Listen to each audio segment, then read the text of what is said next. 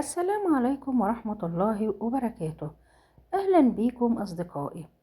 موضوع الفيديو بتاعنا النهاردة عن الكلام اللي احنا بنحدث بيه نفسنا وبنقوله لروحنا، وممكن يوقفنا مكاننا ويهد حياتنا كلها.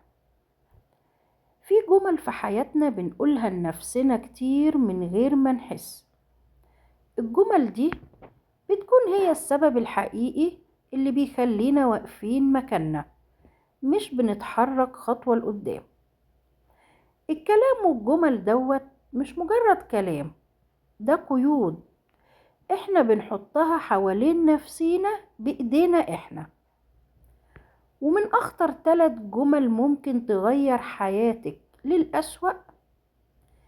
أول جملة: أنا ما عنديش وقت. احنا كلنا عندنا نفس 24 ساعة. مفيش حد في الدنيا عنده ساعات أكتر منك أو يومه أطول من يومك.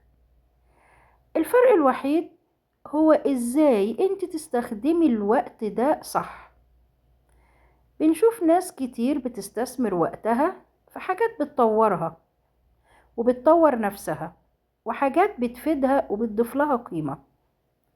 وفي ناس تانية بتضيع الوقت ده في حاجات ما بتضيف لهاش أي قيمة ولا بتستفيد منه. الفكرة هنا في إنك ما عندكيش وقت. الفكرة إنك لسه ما قررتيش تستخدمي الوقت صح. اسألي نفسك كده، كم ساعة بتقضيها وبتضيعيها على التليفون؟ كم وقت بيعدي بدون ما يكونلك فيه هدف أو بتستفيدي منه؟ لو قدرتي تتحكمي في وقتك هتقدري تتحكمي في حياتك كلها. الجملة التانية اللي احنا بنقولها لنفسنا وتخلينا واقفين مكاننا ما نتحركش هي: هبدأ لما أكون جاهزة. الجملة دي خطيرة جدا، لأن الحقيقة عمرك ما هتكوني جاهزة 100%. مفيش أي حد بدأ وهو مستعد بالكامل.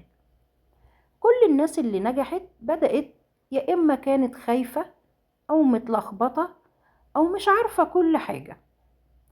الفرق إنهم ما استنوش اللحظة المثالية، هم خلقوا اللحظة دي بنفسهم. الكمال وهم، ولو فضلتي مستنية تبقي جاهزة هتفضلي واقفة مكانك على طول. ابدأي دلوقتي، حتى لو بخطوة صغيرة، حتى لو انت مش عارفة كل شيء عن الموضوع اللي انت هتبدأيه، وتعلمي في الطريق. الجملة الثالثة اللي كفيلة ان هي تكسرنا وتخلينا واقفين مكاننا هي جملة: أنا حاولت قبل كده كتير وفشلت.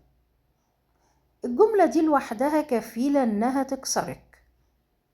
بس خليني أقولك، الفشل مش نهاية الطريق، الفشل جزء من الطريق. كل مرة فشلتي فيها كنت بتتعلمي حاجة جديدة. الفشل كان بيقويكي، كان بيقربك خطوة من النجاح.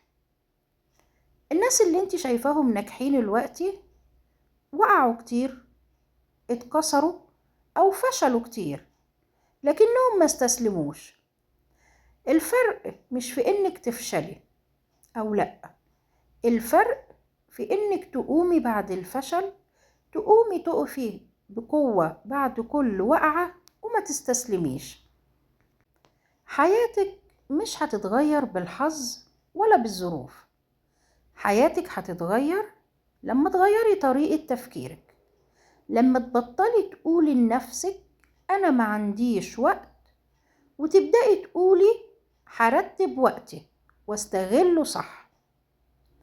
لما تبطلي تقولي أنا مش جاهزة، وتبدأي تقولي لنفسك أنا هتعلم وأنا ماشية في طريقي. لما تبطلي تقولي أنا فشلت، وتبدأي تقولي لنفسك أنا اتعلمت. ساعتها بس حياتك هتبدأ تتغير فعلا. وافتكري دايما إنك مش محتاجة وقت أكتر، ولا ظروف أفضل ولا بداية مثالية. انت كل اللي محتاجاه قرار انك تبدأي وتكملي وما تستسلميش. ابدأي من النهاردة، لأن بكرة ممكن يكون متأخر. ومن النهاردة قولي لنفسك أنا هبدأ، هتعلم، هكمل مهما حصل.